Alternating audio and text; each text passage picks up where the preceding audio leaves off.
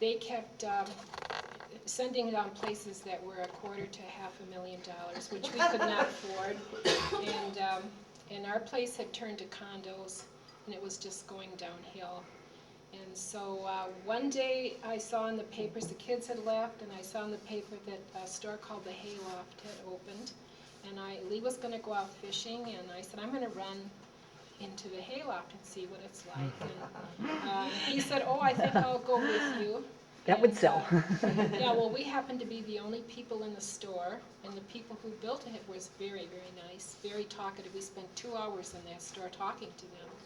And they recommended that we come up and see Peggy Johnson because Presque Isle. and they said in Presque Isle, and we went, He said, where the hell is Presque Isle? Never even heard of it. And so we ended up going that night, and she showed us 3 or 4 places That weren't $250,000. that were not, no, At that time. more of our price range, and I wanted something old, and Lee didn't, and but he knew I hated big round lakes, and so we could only see 3 of the houses, and Well, the other couple was an older couple, and Peggy had to call them to find out if it'd be all right if we could, you know, to come get the place for sale. And they had just dropped it $13,000, about 2 hours before we came in. which was a good percentage of the price. Yes, It was. Yeah, and it was just a 30 by 24 It was an plain building. old place. Yeah. This is Oxbow Lake. On Oxbow Lake, and he opened the door. Well, we ended up going the next day and to see that, and Lee opened the door and said, "This is it," and I said, "No, no." And then I wanted to go out on the lake, and the water was darker than I was used to, you know, real blue, and but he said, "No, this is really clean water," but I love the layout of the lake because it's all little bays and islands and things, and so we had to rush and find money in 20 days, and we did, and then we were just going to use it as a summer place, and then Peggy again suggested More dip. that somebody, a couple houses down, had added on a kitchen, and if we just mentioned it to them, then he'd say, "Come on up." And so a couple weeks later, we went. Well, I first have to say that the first week that we were there, the second week, and first weekend, Yeah. our neighbors said, "Oh, I'll take you fishing." And so Lee got on the boat with him, and a half an hour later, he comes back. And I thought, gee, that was a short trip, you know. And here he had caught a big old muskie on a regular line. That did it. Yeah. And so anyway, then we needed a pier. So that pier was on that house that you talked about. And so we were up looking at where they got the pier and said that. You know, the man came running down, and I thought, I'm going to try this. So I said, "Oh, I hear you added on a kitchen." Had us come up. Then Lee said, "We need a kitchen like that because we have a lot of children." And so to make a long story short, we ended up putting on a kitchen, and then we put on a front porch because that's the only place I can beat him in cribbage. And then we added another bedroom, made the living room bigger. And then after a few years, all the kids came up one weekend, and we had them hanging from the ceiling. So he said, "Well, we have to make a decision." And our builder took 3 years to add on those things. And that's all right. And so then we added a basement, so it was winterized. And then we decided, well, after the kids were there that week, we have to decide whether we want to move up here or stay down in Racine. And we decided there was no place like Presque Isle. And so we added on, we had it framed in, and we're still working on finishing it. 6 years of married life after my mother said it wouldn't work. 66. When's your anniversary? I just wish some young people could do that today. When is your anniversary? Yeah. When were you married? 1940, No, I mean, what day or what is the date? January 15th. January 15th. Oh, wow. That's wonderful. Bless you.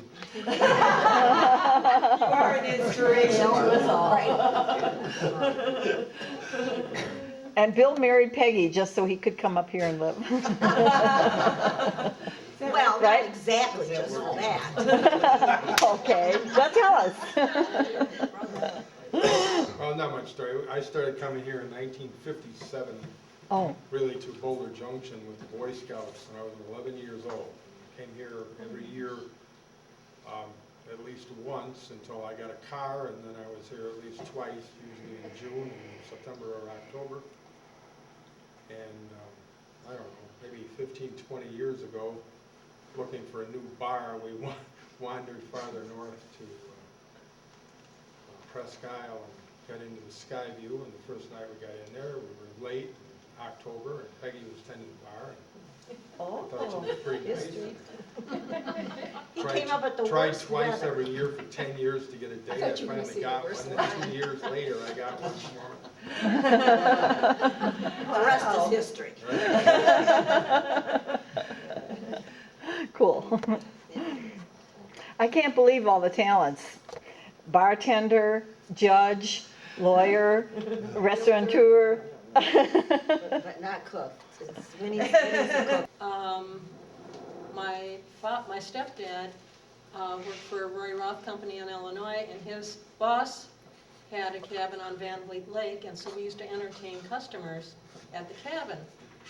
Eventually, my parents bought the lot next door, and my dad built his cottage, and he built his cabin, or excuse me, he built his house in our backyard in Davenport, Iowa, and the day before my younger sister got married, he got a truck, and they trucked it up in sections. The year before, he had the basement put in, and so in a matter of 2 weeks' time, he had his cabin put together.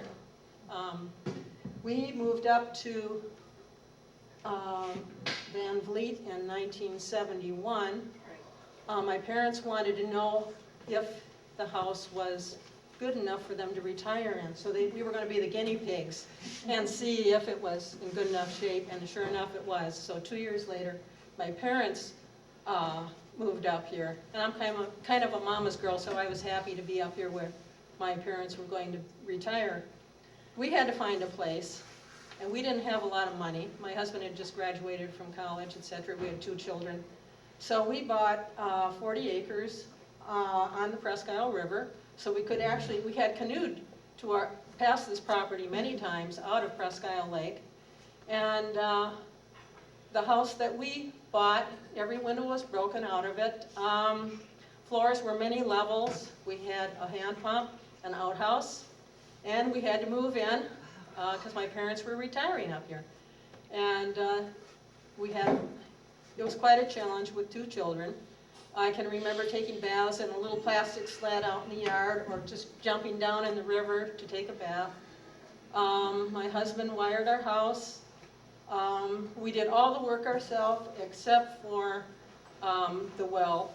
You did have electricity, though. We had 1 electrical outlet. It's next to the Bosch farm, the old Bosch farm. People thought we had bought that farm, but we hadn't. The road was absolutely horrible to get to our house, very rutted. They had logged the property, part of the property, probably about 5 years before, because a lot of new seedlings were planted there. So the road was in terrible condition. The children learned how to pump water and the value of water. We had a big garden, we had horses, and we had cows. I can remember one year getting a call when I was at work. My cows were up at Skyview eating their grass. By the time, right before your time. By the time I got home, they were headed back, so everything went well. Part of our property, Chet Dumas was born in a little shack on part of our property. A few of the boards that were left from the shack that he was born in are in our son's bedroom, part of the walls of that. We never finished our house. We're still working on it. It's ongoing. Our goal was to raise our children, and so our efforts went into raising our children. We still have our family cabin on Van Vliet. and I love going there, and so I get to see Barb and a lot of the people, old timers on Van Fleet. One of my neatest memories is, I think it was in 1972, Barb and Jules invited our family over for Thanksgiving. And the ice on the lake had just frozen over probably the night before. Jules said, it's fine, follow this rope that he had from the mainland and walk across to the island. I had volunteered to bring the pies, and you know how it is to bring pies. I'm walking very gingerly on this thin ice. You can see straight down to the bottom because it was just that clear. And Barb said, and don't forget to bring your ice skates. So we all brought our ice skates, but I was thinking, the meal was wonderful. We had a wonderful time together. And after dinner, we all went ice skating, and I thought, oh, please, dear God, don't let me fall, because I'm sure I would have broken through the ice back then, but it was really neat. I remember Van Vliet with very few places on it. I've worked at the resort on the lake 2 or 3 summers. My son worked there. I've really enjoyed living up here. Our family likes canoeing and the animals and that kind of thing. So, That's a wonderful story. thank you. Most of us didn't have electricity when we first came up, and that was just fun too. Go ahead, Gladys. I think I should tell you that when we first came up here, my husband and my kids, oh, they loved it. They thought there was, and I didn't. I didn't like hauling our water from Horsehead and kerosene lamps and all of those goodies. And but then there was a day later that fall, it was hunting season, and my husband and a friend of ours that had a cottage on Lake Laura had just been there. They'd had coffee and all the rest of it, and then they went hunting, and I went outside. I don't know, for some reason or other, I don't remember why. Anyhow, the roof, the cabin roof was on fire. It was cedar shingles and, of course, wood stove. And the cedar shingles were on fire. So I ran down to Shattuck's Resort thinking, well, she can go into town and get some help out here. And she wasn't home. And I came down the hill, and when I was looking at those flames, and I thought, oh, what would it be like to come home on the bus? And now, nothing there, you know, but a pile of ashes, because that's what it would have been. And so I got a ladder that was in the workshop my husband had, and I put that up, and I ran down to the lake. We had a hole cut in the ice so that we could get water. Well, we had to haul our drinking water from Horsehead Spring in big shotgun cans. But anyway, I went down there and I got a bucket of water and I climbed the ladder and I started pushing it up the roof. And, well, what I did, I threw it. And then Mrs. Schock, who came from Boyd Street in Milwaukee and started the Alpine Resort, decided it would be neat to have it changed to VLIET. So in 1954, they changed it to VLIET, and I like the other name better. I'd like to change it back. But at the time when Victor drew this, and it was probably in the teens